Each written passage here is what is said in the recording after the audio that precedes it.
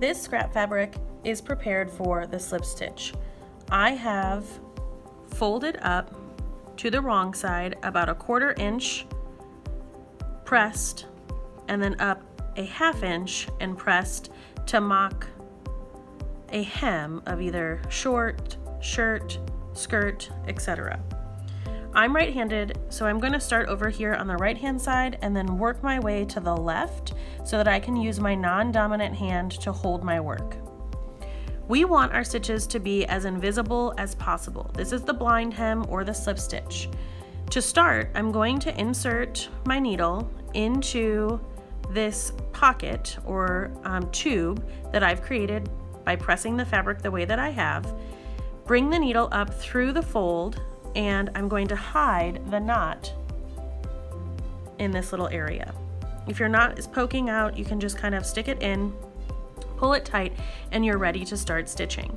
The first part is connecting this single layer of fabric to my folded section. I'm going to grab a small piece of fabric right above the fold, and I want to make sure that it's small because this is the only part of the stitch that's going to be seen on the right side. You want to aim for consistent sizes of stitches as well as the same amount of travel each time. Now these two pieces are connected and I need to go back into the fold and travel.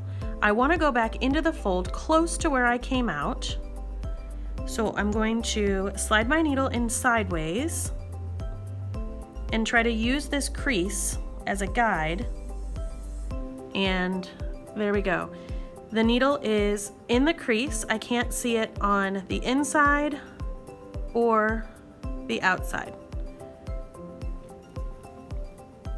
Now I have completed one stitch. Okay, I start again with the same process, grabbing a piece of fabric right above the fold,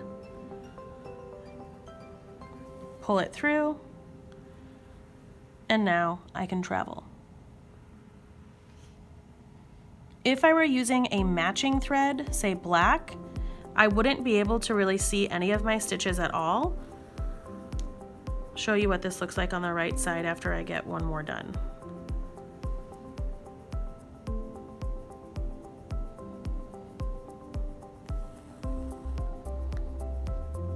Make sure that if you have any loops, that you're pulling them tight. And just continue the same process the length of your fabric until you get to the other side, or if this were an actual garment, until you get to where you started. Okay, so this is what it would look like on the inside or the wrong side of the garment, and then on the right side or the outside of the garment you would have, in theory, 3 little black stitches.